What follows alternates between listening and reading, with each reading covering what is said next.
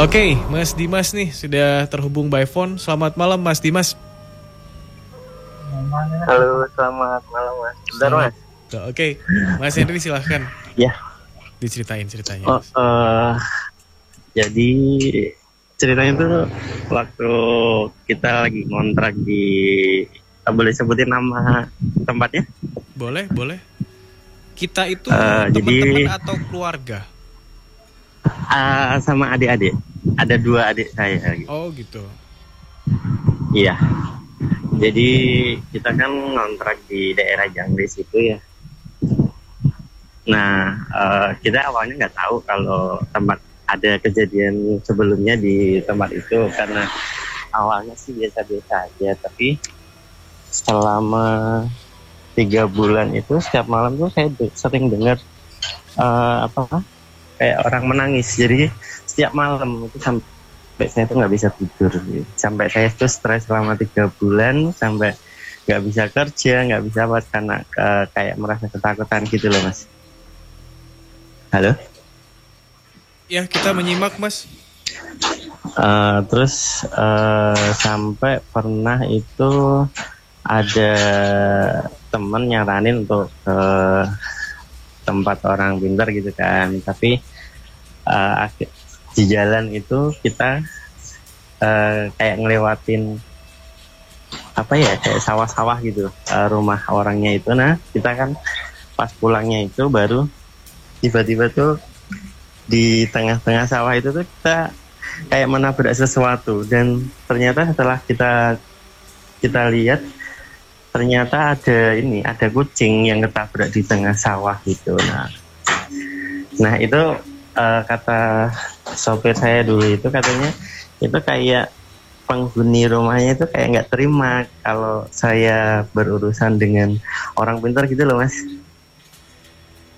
Karena dari orang pintar itu tuh saya dibawain kayak semacam kendil untuk ditanam di rumah itu. Tapi nggak sampai rumah itu saya udah dikasih tahu sama sopir saya kalau nggak usah dibawa pulang ke rumah, karena yang menghuni di rumah itu atau timnya itu tuh kayak marah gitu loh Mas.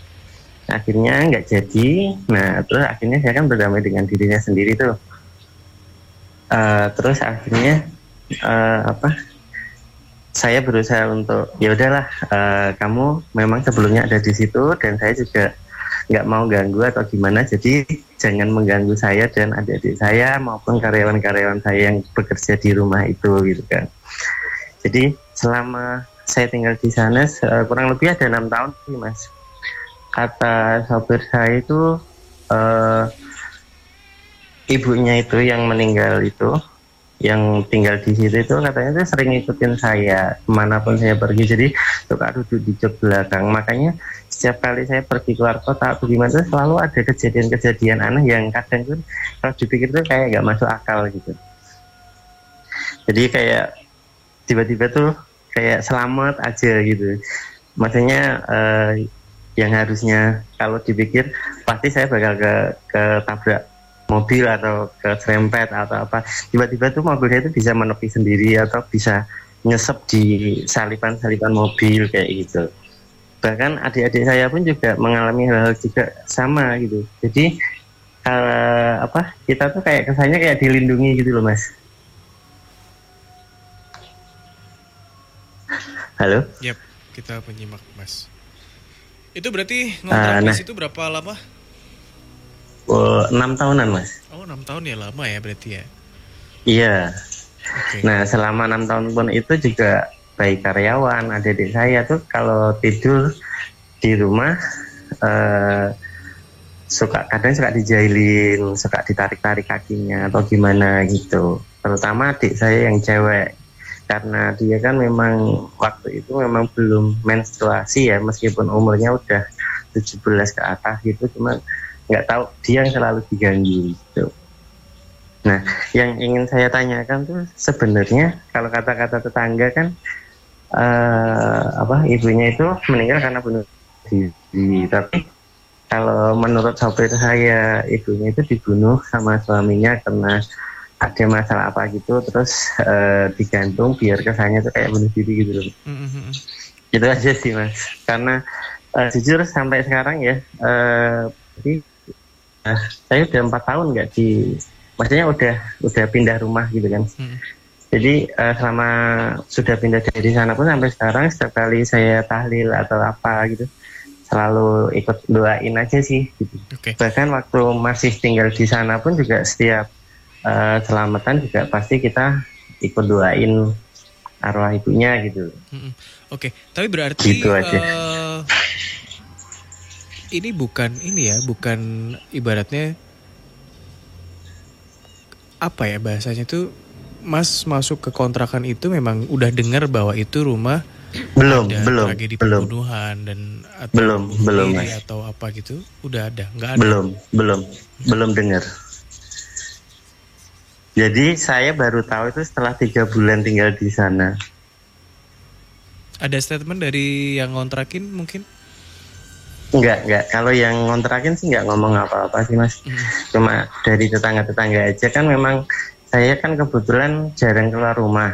Nah waktu itu adalah setiap kali saya awal-awal tinggal di sana itu, setiap kali ada orang lewat ngeliatin ke rumah terus. Nah setiap kali orang yang lewat tuh pasti ngeliatin ke rumah situ gitu, yang kita tempati gitu kan. Nah kita tuh heran, penasaran. Akhirnya satu-satu saya mencoba untuk bersosialisasi sama tetangga-tetangga gitu kan. Nah akhirnya diceritain lah kalau rumah itu pernah ada kejadian bunuh diri gitu. Mas, ada yang tanya nih, rumah kontrakannya deket makam? Belakang rumah ada makam. Oke. Bukan belakang persis sih ya, maksudnya belakang rumah itu kan kayak ada gang ya. Samping rumah itu ada gang masuk gitu. Nah itu di situ ada tempat pemakaman umum. Ya paling kalau dihitung jarak rumahnya paling sekitar 1, 2, 3, 4 sekitar 5 rumah. Oke. Ini kebetulan ada yang lagi dengerin ya, Kerabat Imelda kebetulan juga tinggal di daerah situ dan mengkonfirmasi memang benar ada yang pernah gantung diri di situ gitu. Aku dari tadi tuh kayak denial sih, kayak jangan-jangan ini cuma dikibulin doang sama tetangga sama apa biar ditakut-takutin, tapi gitu. Nah itu lokasinya dekat pasar Jangli sih Mas. Yes, oke. Mas Febri silakan. Ya. Selamat malam Mas Dimas. Ya, malam Mas Febri. Ya. Kalau yang saya lihat ya di rumah tersebut memang ya bisa dikatakan banyak ya Mas ya. Bisa dikatakan banyak sosok-sosok astral yang menempati rumah itu gitu. Menempati rumah itu dan yang lalu lalang di rumah itu banyak gitu Mas. Terus maaf Mas Febri saya potong. Itu di belakang rumah, yang di belakang rumah itu kan ada tandon ya. Nah di situ tuh ada cerita waktu saya lagi memperbaiki atap belakang itu tuh ada tukang yang adalah pipis sembarangan di bawah tandon situ, terus disentil itunya tuh sampai bengkak gitu sampai berhari-hari. Akhirnya dia datang lagi ke situ untuk minta maaf, baru sembuh katanya. Katanya sih kalau kata sahabat saya di situ, yang dia tinggal di tandon situ tuh kayak genderuwo atau apa gitu. Ya. Ya memang. Oh bener ya Mas ya. Ya. Kalau yang di tandon itu memang sosoknya memang gendruwo, ya bisa dibilang gendruwo ya Mas. Sosoknya ya hitam, tinggi besar gitu Mas. Tapi memang di rumah itu memang banyak ya Mas ya, kayak penghuninya ya. Banyak, ya. Soalnya ada teman saya juga yang lain itu kebetulan teman main gitu. Nah waktu main itu katanya yang dia tuh kayak melihat wajah di tembok gitu, kayak nongol di tembok, tapi itu matanya ada 3 atau gimana gitu. Jadi dia berarti selain ibunya, selain genderuwo berarti masih ada yang lain lagi gitu. Ya, memang kalau yang saya lihat ya Mas ya, di rumah tersebut itu memang ya bisa dikatakan banyak ya, karena lebih dari 3 sosok ya, lebih dari 3 sampai 5 sosok gitu Mas. Jadi bisa dibilang itu ya bisa dibilang banyak gitu. Dan sebagian besar untuk di pertanyaan saya sendiri Mas, ya yang itu tadi yang ibunya iya itu yang tadi. saya tanyain, iya betul. Ya, kalau yang soal ibunya tadi ya Mas ya, mungkin mohon maaf saya sendiri nggak berani berasumsi itu bunuh diri atau dibunuh gitu ya Mas ya, karena Iya. ya mungkin kalau pertanyaannya seperti itu mungkin nanti menjadi kayak Ya takutnya jadi fitnah ya. iya Mas. betul. Iya Tapi betul. memang yang saya lihat memang di tempat itu memang pernah ada orang meninggal di situ gitu Mas. Dengan ketidakwajaran. Ya secara tidak wajar gitu ya. Iya. Itu dikarenakan entah itu bunuh diri atau dibunuh, saya mohon maaf sekali saya tidak bisa bilang gitu ya Mas ya.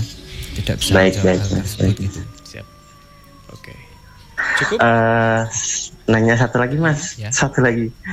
Itu yang kejadian lantai di dapur itu ambrol, itu kayak semacam ada sumur atau apa itu yang sampai tiba-tiba ambrol Mas, nggak ada kejadian, nggak ada apa-apa gitu kan. Tiba-tiba tuh ambrol gitu aja gitu. Padahal waktu itu tuh saya sudah sekitar 3 tahunan tinggal di situ. Apakah di bawahnya itu ada semacam kayak sumur yang katanya buat mengubur janin-janin bayi atau gimana gitu? Karena sahabat saya pernah ngomong kayak gitu.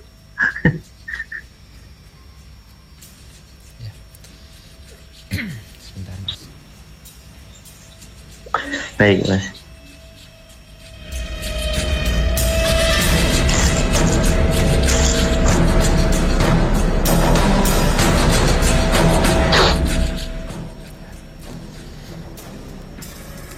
Ya, kalau kita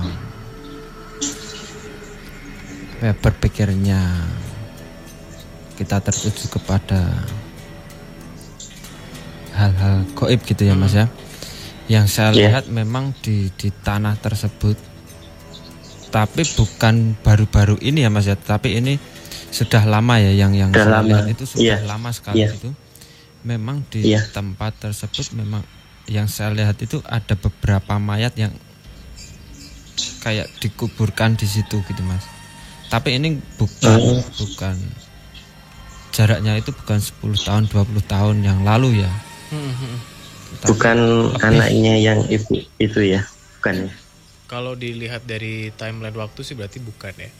Bukan. Mungkin kayak memang dulu tanah ya biasalah ya, maksudnya kayak zaman perang atau apa gitu kali Mas, betul? Atau ya semacam itu. Memang di situ iya. ada beberapa mayat ya yang dikuburkan di situ, dan kayak anak-anak kecil gitu ya Mas ya. Campur Pak. Campur, jadi ada yang dewasa juga gitu, ada yang anak-anak kecil. Oh gitu.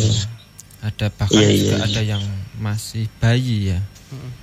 Itu juga ada yang saya lihat seperti itu. Bahkan yang masih bayi pun juga ada gitu.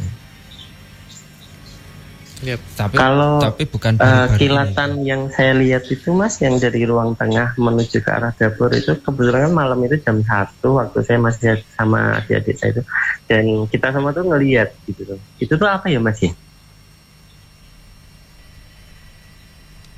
Kayak cahaya putih kelilap gitu, kayak arahnya tuh ke dapur, dari ruang tengah ke dapur.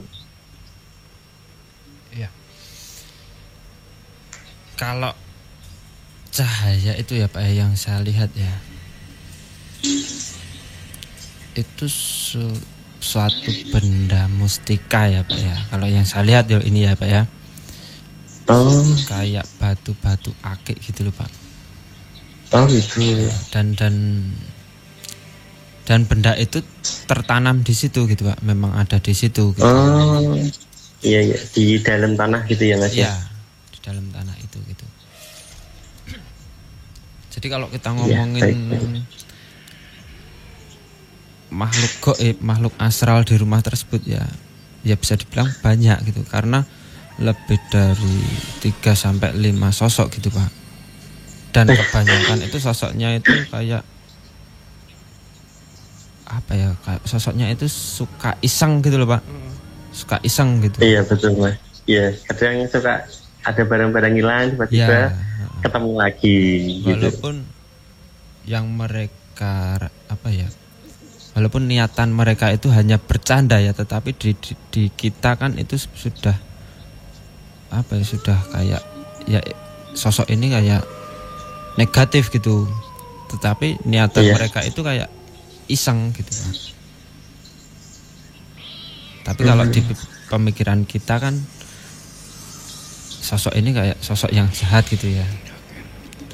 Iya sih, cuma karena terlalu sering ya Mas, jadi baik saya maupun adik maupun karyawan itu kalau pas lagi kerja gitu nyari-nyari barangnya mereka gitu tuh kadang Mas, paling lagi diumutin tak juga ketemu sendiri, jadi kayak udah terbiasa gitu loh Mas.